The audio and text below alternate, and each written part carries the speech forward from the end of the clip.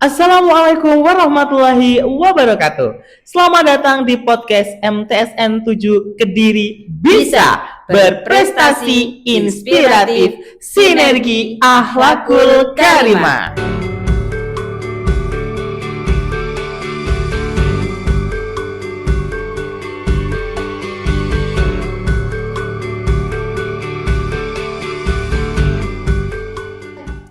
Oke, selamat pagi Sobat Marsanetu yang berada di rumah. Kita kembali lagi di podcast MTSN 7 Kediri Bisa. Tentunya masih dalam media edukasi, komunikasi, dan aktualisasi, ngobrol penuh informasi dengan inspirasi.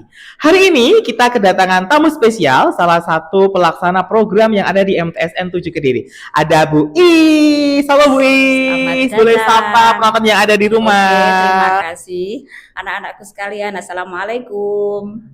Oke, hari ini tentunya kalau kita sudah menghadirkan Bu Is ada di studio podcast, kita akan diskusi dan ngobrol-ngobrol dengan Bu Is tentunya dengan salah satu program yang ada di MTSN 7 Kediri, yaitu program Madrasah Sehat. Betul Bu Is nggih? Bu Is jadi adalah salah satu guru yang menjalankan program Madrasah Sehat. Tentunya ini program yang sangat penting Bu Is nggih. Ya. Ya, sebenarnya tujuan dari program Madrasah Sehat ini apa sih Bu Is sebenarnya untuk anak-anak? Oke. Madrasah Sehat sendiri itu adalah madrasah yang dimana di situ sehat, artinya lingkungannya sehat, anak didiknya sehat, pengajarnya juga sehat, sehingga kita belajar di madrasah itu terasa nyaman. Oke. Seperti itu. Jadi intinya kita membuat siswa-siswa itu nyaman seperti itu. Dan kaitannya dengan Madrasah Sehat itu sendiri Bu Is, ini kan juga ada salah satu program yaitu kebersihan madrasah, madrasah tanpa plastik gitu. Itu sebenarnya programnya itu seperti apa Bu Is?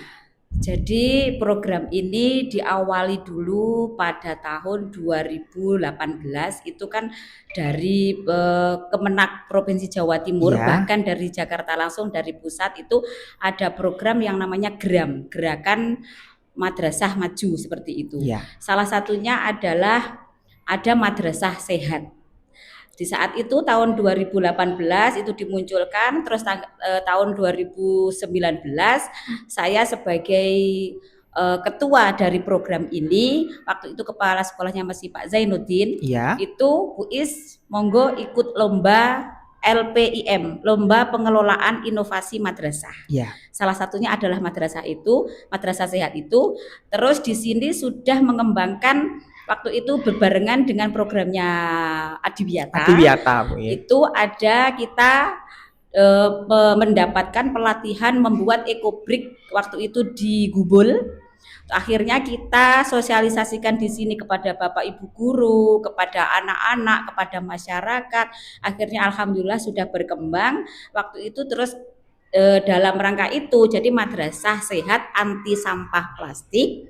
Terus kita ikutkan lomba di LPIM waktu itu tahun 2018 dan alhamdulillah mendapatkan juara 2 tingkat provinsi. Oke, alhamdulillah. Tahun berapa itu Bu Is? 2019. 2019. Ya, jadi salah satu program yang memang sudah menghasilkan produk untuk madrasah dan tentunya sudah menghasilkan prestasi Bu ya tingkat provinsi. Untuk keberlangsungan sendiri Bu tentang madrasah sehat dan madrasah anti sampah plastik itu sendiri, sebenarnya peran penting dari siswa itu seberapa besar Bu untuk itu? Sangat penting sekali. Jadi program ini tidak akan berjalan tanpa adanya kerjasama, yaitu sinergi itu tadi. Baik dari sosialisasi itu tidak hanya ke anak-anak, bapak ibu guru juga. Makanya di sini ada program dari Madrasah Sehat adalah satu guru satu ekobrik itu setiap semester. Satu anak juga begitu sasi sabrik, satu anak satu ekobrik. Itu dalam rangka untuk menumbuhkan kepekaan, kecintaan terhadap lingkungan. Seperti itu. Oke, karena lingkungan itu sangat berpengaruh juga tentunya Bu untuk istilahnya kualitas siswa yang ada di dalam madrasah itu sendiri Bu. Untuk ke depan mungkin ada nggak spill bocoran dari Bu sendiri dan tim mungkin apa yang mungkin nanti akan dimunculkan untuk kedepannya mengenai madrasah sehat dan anti sampah plastik ini Bu? Awalnya memang madrasah sehat anti sampah plastik. Itu awalnya seperti Iya. itu. Tapi yang namanya sehat kan tidak hanya sekedar lingkungannya saja, Iya. tetapi harus merambah ke fisiknya anak-anak, ke kesehatannya anak-anak. Karena sekarang anak-anak itu yang namanya makan itu asal enak di mulut, tapi perutnya tidak menerima. Betul. Nah itu makanya ini saya spill ya. Ini untuk selanjutnya ini saya akan bagaimana membranding sekolah ini memang sehat, tidak hanya lingkungannya tetapi fisiknya anak-anak, makanannya anak juga sehat. Makanya nanti di kantin ini Iya. sebenarnya adalah 1 minggu sekali nanti ada makanan yang khusus itu sayuran. Oke. Itu seperti karena yaitu untuk membiasakan anak-anak jadi suka sayur. Aduh, karena apa? HB anak-anak sekarang itu cenderung rendah. Iya. Dan itu sangat berbahaya untuk kesehatan keberlanjutan berikutnya. Oke, jadi nanti ke depan akan ada program untuk intinya 1 hari untuk makan sayur untuk seluruh siswa Bu ya. Ini tujuannya tentunya untuk meningkatkan HB itu tadi Bu ya, karena kebanyakan mungkin karena sekarang lebih banyak mengkonsumsi makanan instan Bu Is mungkin. Makanan instan yang notabene pedas dan bahannya itu tepung semuanya. Padahal kalau kita tahu bahan makanan yang berasal dari tepung itu nanti kalau masuk dalam tubuh kita adalah prosesnya bisa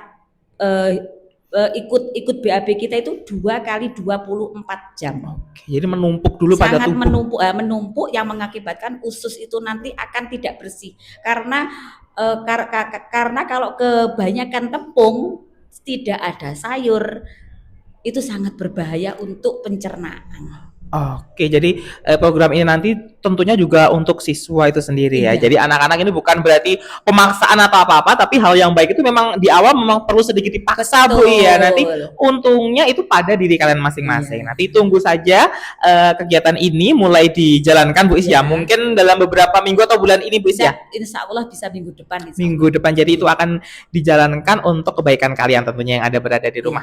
Ya, mungkin Bu selama beberapa tahun ini sudah hampir kalau dihitung itu lebih dari 5 tahun Bu ya berarti program ini berjalan, hampir 9 tahun berjalan. Mungkin ada kendala-kendala yang terjadi. Bu Is mungkin bisa ceritakan kendala-kendala itu atau hambatan-hambatan yang mungkin selama ini terjadi itu apa saja sih Bu sebenarnya? Oke, terima kasih. Kendalanya sebenarnya yaitu kendalanya kepekaan anak-anak itu, apalagi mohon maaf Gen Z itu kan Gen Z. Anak-anak yang istilah tidak mau repot, pengennya instan, habis makan buang, habis makan ini yang saya makan apa, ini bagus enggak untuk kesehatan saya, yang penting enak di mulut, tapi yaitu tadi perutnya ini loh yang padahal kita makan itu kan memenuhi kebutuhan tubuh, bukan hanya memenuhi kebutuhan mulut kita. Yang kita makan itu bagaimana bisa dicerna, bisa diterima oleh tubuh kita, baik mulai dari pencernaan di mulut, di usus, bahkan sampai nanti kita buang itu tidak menimbulkan kesehatan seperti itu. Jadi hambatannya yaitu bagaimana membiasakan. Jadi makanya saya di kelas-kelas itu tidak segan-segan untuk memberikan informasi tentang kesehatan, baik kesehatan lingkungan maupun kesehatan pada diri sendiri. Itu sangat penting sekali. Oke, itu kaitannya dengan hambatan ya Bu ya. Ini juga kaitannya juga mungkin mengenai sampah Ibu nggih. Untuk sampah plastik itu sendiri kan memang sulit sekali untuk didaur ulang Bu nggih. Memang sulit untuk didaur ulang, sangat sulit sekali. Mungkin ada inovasi-inovasi dari tim Bu I sendiri untuk nanti mengatasi sampah ini bagaimana Bu kira-kira? Untuk sampah ini kebetulan kalau di madrasah kita kan memang ada minuman berbotol, karena kita memang istilahnya kan anak-anak sekarang itu kalau minuman nggak dingin kan nggak enak. Oke, kita layani seperti itu, tetapi tetap dalam tanda kutip minuman-minuman yang istilahnya masih menyehatkan, seperti susu itu seperti itu. Minuman air putih lah, akhirnya itu kan juga menimbulkan sampah botol. Oleh karena itu kita dari tim Madrasah Sehat, sampah-sampah itu tidak kita buang sia-sia, tetapi memang harus dikumpulkan, dipilah. Memilahnya itu dari kelas masing-masing. Per kelas itu harus ada sampah khusus, sampah botol, dan yang bukan botol itu harus disendirikan. Bahkan dari tim kami itu hampir setiap hari itu selalu mengecek, dan nanti ada data yang tidak mengecek, yang tidak memilah itu siapa, itu kita punya. Dengan seperti itu, nanti anak-anak akan terbiasa. Oh iya, saya diperbolehkan di sini sekarang minuman seperti ini, tetapi harus betul-betul dipilah biar nanti sampahnya jadi berkah. Oke, keren sekali ya program di MTSN 7 Kediri. Semuanya sudah istilahnya berdampak dan berefek sendiri bagi siswa dan sekitar mungkin ya, karena memang semuanya sudah dipikirkan secara matang, Bu Is. Oke, untuk yang terakhir, Bu Is, mungkin untuk pesan sendiri dari Bu Is sendiri dan tim untuk seluruh sobat Marsanetu yang berada di rumah terkait dengan madrasah sehat dan madrasah anti sampah plastik ini apa kira-kira? Mohon bisa disampaikan. Yang pertama, pesan saya buat anak-anak semua adalah ingat bahwa kita makan itu adalah tidak hanya memenuhi mulut kita, tetapi makan itu adalah untuk kebutuhan tubuh kita. Jadi ingat, ada hadis, makanlah makanan yang halal dan yang baik bagi kamu. Jadi tidak hanya baik tapi juga halal. Iya.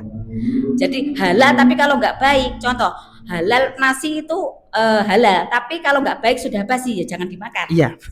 Contohnya lagi pentol itu halal, tapi kalau yang pedes, nah itu kan tidak baik bagi kesehatan. Iya. Itu yang mohon dihindari. Terus yang kedua, untuk kesehatan di lingkungan kita ya, kebersihan ya, mohon pilahlah sampah dengan sesuai jenisnya. Insya Allah dengan kita memilah, sampah jadi berkah. Sampah botol disendirikan botol, sampah anorganik bisa jadi pupuk. Untuk sampah yang tidak organik bisa dibuang. Akhirnya apa? Tumpukan di TPA, tempat pembuangan akhir itu jadi minim sekali. Akhirnya apa? Lingkungan kita menjadi sehat. Oke, terima kasih Bu Is. Nah, demikian tadi Sobat Marsanetu yang berada di rumah, kita bisa mengambil pelajaran bahwa pentingnya kita untuk menjaga diri dan lingkungan sekitar kita, tentunya juga untuk keberlangsungan kehidupan kita masa kini di masa mendatang, Bu Is ya. Jadi menjaga kesehatan diri itu juga bagian dari kita mencintai diri kita dan rasa syukur kita kepada Allah. Tentunya dengan juga kita menjaga lingkungan. Oke, itu teman-teman Sobat Marsanetu yang berada di rumah. Kita ketemu lagi pada podcast episode selanjutnya. Sampai bertemu lagi. MTSN 7 bisa berprestasi, inspiratif, sinergi, akhlakul karimah.